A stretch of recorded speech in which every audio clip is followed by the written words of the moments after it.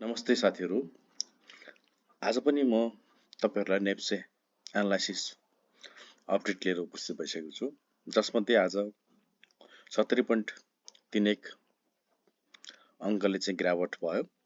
समग्र रूपमा भोल्युम हेर्ने हो भने 4,11,36,76,958.02 पैसाले कारोबार भएको छ। मार्केटमा आज 33 वटा कम्पनीले चाहिँ कमाउन सफल भएका छन्, 213 वटा कम्पनीले चाहिँ गुमाएका छन् र 2 वटा कम्पनी चाहिँ हिजोकै अवस्थामा क्लोज भएका छन्। यसरी सरसर्ती हेर्दाखेरि चाहिँ हिजोको अप चाहिँ त्यति हेल्दी थिएन भन्ने कुरा बुझ्न सकियो। हिजोको अपलाई मार्केटले रिजेक्ट गरिदियो। अब आज सबैभन्दा धेरै बढेको कम्पनी कुन थियो हो त भन्दाखेरि जिएलबिएसएल रहेछ, 8.73% ले बढेको रहेछ। अनि टप लुजर कम्पनीमा त बिएनएल 10% ले नेगेटिभ सर्किट लागेको छ। टप टर्नओभरमा सोनाको रहेछ, टप भोल्युममा सोना नै छ। यसरी सरसर्ती हेर्दाखेरि चाहिँ मार्केट आज बियरिश क्यान्डल फर्म भएको छ। अब मार्केटलाई एनालाइसिस गर्दा मैले विगत केही दिनदेखिको भिडियोमा भनिरहेको छु, यो ट्रेन्डलाई चाहिँ एकदम रेस्पेक्ट गरेको छ मार्केटले भन्ने कुरा मैले तपाईलाई भनिरहेको छु बारम्बार। यही ट्रेन्ड लाइनको आधारमा मार्केट बढेको छ। अब भोलिको दिनमा के हुन्छ त भन्दाखेरि मार्केटले यदि यो भोलिको दिनमा यदि 2035 भन्दा माथि सस्टेन हुन सक्छ, भोलिको दिनमा 2035 भन्दा 30 भन्दा माथि क्लोजिङ दिन सक्छ भने त्यसपछि बल्ल हामीले चाहिँ अलिअलि पैसा चाहिँ अब मार्केटमा लगानी गर्न सक्छौं। त्यो पनि सर्ट टर्मको लागि। लङ टर्मको लागि चाहिँ अहिले कन्फर्मेसन दिइसकेको छैन। यो क्यान्डल टोटली बियरिश क्यान्डल हो, हिजोको टोटली बुलिश क्यान्डल हो। मार्केट आजको दिन सुरुवाती क्रममा ओपनिङ फेजमा चाहिँ बढ्न खोजेको थियो, तर त्यो बढाइलाई चाहिँ रिजेक्ट गरेर चाहिँ तलै लिएर आइदिए सेलरहरूले।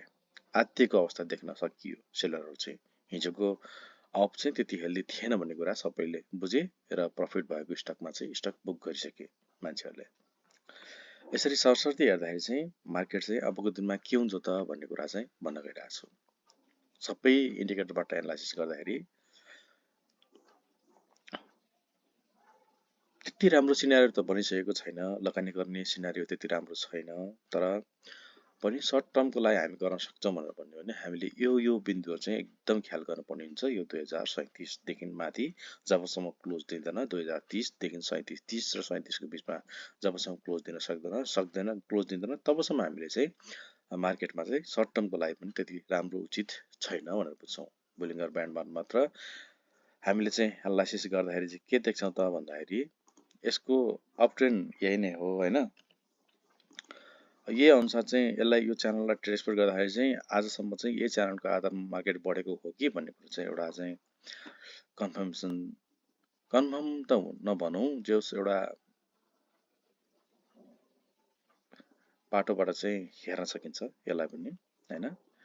अब सरसर्ती समग्र रूपमा बुलिङ्गर ब्यान्डलाई मात्र एनालाइसिस गर्दा के छ त मार्केटमा आजको दिन के बन्यो त बुलिङ्गर ब्यान्डले के बन्यो त भन्दाखेरि मार्केटमा बुलिङ्गर ब्यान्डको अप्पर ब्यान्ड, मिडल ब्यान्ड र लोअर ब्यान्ड। हिजोको दिनमा मिडल ब्यान्ड फर्केर माथि जान खोजेको थियो भने आज डाउन ट्रेन्डको यात्रा सुरुवात गरेको छ। यद्यपि यो ट्रेन्ड लाइनको मध्यभागमा आएर चाहिँ रोकेको छ। बुलिङ्गर ब्यान्डको पोइन्ट पिन्ट भनेको 2030-36 को आसपास छ मिडल ब्यान्ड भनेको। यसले मार्केटमा के जनाको छ त भन्दाखेरि अप्पर ब्यान्ड पनि डाउन ट्रेन्ड छ, लोअर ब्यान्ड पनि डाउन छ, मिडल ब्यान्डले पनि डाउन नै देखायो। यसले मार्केटमा के संकेत गर्छ भने अझ केही दिन केही समय मार्केट चाहिँ घट्न सक्छ भनेर। यदि घट्यो भने मार्केट यो मिडल ब्यान्ड यो ट्रेन्ड लाइनसम्म आउन सक्ने एउटा एजम्सन गर्न सकिन्छ। भनेको 1970 फेरि पनि 1970 सम्म मार्केट आउन सक्ने सम्भावना चाहिँ प्रबल छ। बुलिङ्गर ब्यान्डले त्यो जनाएको छ।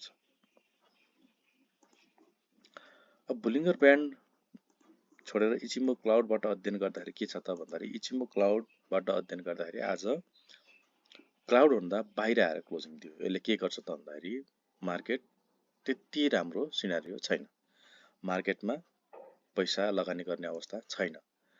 यो ट्रेन्ड अझ तल आउन सक्ने सम्भावना यसले देखाएको छ। कसरी भन्दाखेरि त यो क्लाउड भन्दा बाहिर क्लोजिङ दियो यो क्यान्डलले, आजको क्यान्डलले। हिजोको क्यान्डल क्लाउड भित्र दिएको थियो, एउटा पोजिटिभ सेन्टिमेन्ट बनेको थियो मार्केटमा। आज त्यो पोजिटिभ सेन्टिमेन्टलाई चाहिँ रिजेक्ट गरेर चाहिँ क्लाउड भन्दा तल आएर क्लोजिङ दिएको छ। यसको आधारमा मात्र एनालाइसिस गर्ने भने मार्केटमा अझ केही दिन डाउन ट्रेन्ड हाबी छ भनेर बुझ्न सकिन्छ। यसले त्यति राम्रो सङ्केत गरेको देखिँदैन। पिभट पोइन्ट स्ट्यान्डर्डबाट अध्ययन गर्दाखेरि के देख्यो त भन्दाखेरि पिभट पोइन्ट स्ट्यान्डर्डबाट अध्ययन गर्दाखेरि चाहिँ पी लाइन 2017 थियो तर 2007 मा आएर क्लोजिङ भयो। यसले पनि सपोर्ट लाइन पी लाइन चाहिँ पिभट पोइन्ट लाइन चाहिँ छोडेर तल आयो। अबको सपोर्ट भनेको यो हाम्रो सपोर्ट वान 1924 देखाएको छ। यद्यपि 1924 सम्म आउन सक्छ भन्ने कुरा चाहिँ होइन, बीचमा केही अवरोधहरू पनि छन्, बीचमा केही रेसिस्टेन्ट एरियाहरू पनि छन्। कुन छन् त भन्दाखेरि यो ट्रेन्ड लाइनको यो लाइन भयो हैन। भोलिको दिनमा 1984, भोलि पनि नेगेटिभ क्यान्डल फर्म भयो भने पर्सिको दिनमा तलपट्टि यो तलको लाइन गर्दै गर्दै गर्दै आउने हो। एकैचोटि 1971 आएर मार्केट फर्कने होइन। भनेको यो हप्ता वा यो महिना पुरै मार्केट पी लाइन भन्दा तलै क्लोजिङ दिने सम्भावना प्रबल देखियो। पिभट पोइन्ट स्ट्यान्डर्डबाट अध्ययन गर्दा पनि त्यति राम्रो सङ्केत चाहिँ देखिएन हैन। सबै कुरा यही भिडियोका आधारमा चाहिँ गरौँ भन्ने कुरा चाहिँ होइन। यो भिडियो बिल्कुलै तपाईहरुलाई एजुकेसनल पर्पजको लागि मात्र दिएको हो। नेप्सेको एनालाइसिस गरेर मात्र स्टकमा लगानी गर्न सकिन्न, इन्डिभिजुअल स्टकको लगानी पनि गर्नुपर्ने हुन्छ हैन। यो कुरा तपाईले सदैव दिमागमा राख्नु होला। हाइकेनेसी मुभमेन्टबाट अध्ययन गर्दाखेरि के देखियो त भन्दाखेरि हाइकेनेसी मुभमेन्टले के जनाएको छ त भन्दाखेरि ग्रीन लाइन नै फर्म भएको छ। हाइकेनेसी मुभमेन्टले स्टिल यो बुलिश ट्रेन्डमै छ भन्छौँ। साधारणतया हामीले चाहिँ हाइकेनेसी मुभमेन्टमा चाहिँ रातो क्यान्डल फर्म भयो भने चाहिँ बियरिश भएका स्टकहरू बेच्ने र हरियो क्यान्डलहरू फर्म भएपछि चाहिँ किन्ने भन्ने जानिन्छ। यसैको आधारमा ट्रेड गर्ने हो भने पनि केही न केही अलिअलि पैसा कमाउन सकिने एउटा आधारको बिन्दु यो हाइकेनेसी मुभमेन्टको स्ट्राटेजीलेबाट पनि कमाउन सकिन्छ है। अब स्टोचकबाट अध्ययन गर्दाखेरि चाहिँ के देख्यो त भन्दाखेरि हिजो सिधा ठाडो लाइन गएको थियो, किन मार्केटमा त्यस्तै सेन्टिमेन्ट थियो। आज सिधै तल आएको छ भनेको निलो लाइनले पहेँलो लाइनलाई क्रस डाउन दिइसकेको छ। यसको अर्थ हो मार्केट अझ केही समय तल आउँछ भन्ने कुरा हो है। स्टोचकले पनि त्यति राम्रो सङ्केत दिएन। MFI money flow index, money flow इन्डेक्सले त के भन्यो त भन्दाखेरि बजारमा पैसा सेलर र बायरको उत्तिकै फ्लो छ हो। पैसा त्यति राम्रोसँग भित्रेको पनि छैन हैन। यो यहाँबाट फर्किने हो कि भन्ने एउटा सङ्केत गर्छ। यसलाई चाहिँ रिजेक्सन गरेर हिजोको दिनमा आजको दिनमा तलै आयो भनेको भोलिको दिनमा यसले चाहिँ पैसा आउन सक्छ है मार्केटमा केही भनेर सङ्केत चाहिँ यसले गराएको छ। आरएसआई को ट्रेन्ड डाउन छ 45.70। यद्यपि 40 भन्दा माथि नै रनिङ हुन्छ भने हामीले त्यसलाई पोजिटिभ मान्न पर्ने हुन्छ। तर यो 40 भन्दा तल आएर क्लोजिङ दिन थाल्यो भने हामीले आफूसँग भएका स्टकमा प्रफिट भएका स्टक चाहिँ सेल गर्ने हुनेसँग चाहिँ यसरी दिन सक्छ। हामीले यसरी बुझ्नुपर्ने हुन्छ। अब एमएसिडी लाइनबाट अध्ययन गर्दाखेरि के छ त भन्दाखेरि एमएसिडी लाइन र सिग्नल लाइनको दूरी चाहिँ ग्याप चाहिँ निकै नै कम छ। यसले भोलिको जुन कुनै दिनमा पनि नेप्से अप ट्रेन्ड भएर माथि जान सक्छ भन्ने सङ्केत जनाएको छ। साइडवेज जस्तो देखिया छ हैन। यसले चाहिँ अनि हिस्टोग्राम चाहिँ डिम रेडमा फर्म हुनु र एमएसिडी लाइन र सिग्नल लाइनको दूरी कम हुनु, यसले चाहिँ भोलिको दिनमा मार्केट यहाँबाट फर्किन सक्छ भन्ने सङ्केत चाहिँ गर्छ। स्टिल हामीले समग्र रूपमा नेप्सेको पार्टबाट मात्र एनालाइसिस गर्दाखेरि नेप्से स्टिल अहिलेको अवस्थामा त्यति राम्रो अवस्थामा देखिँदैन।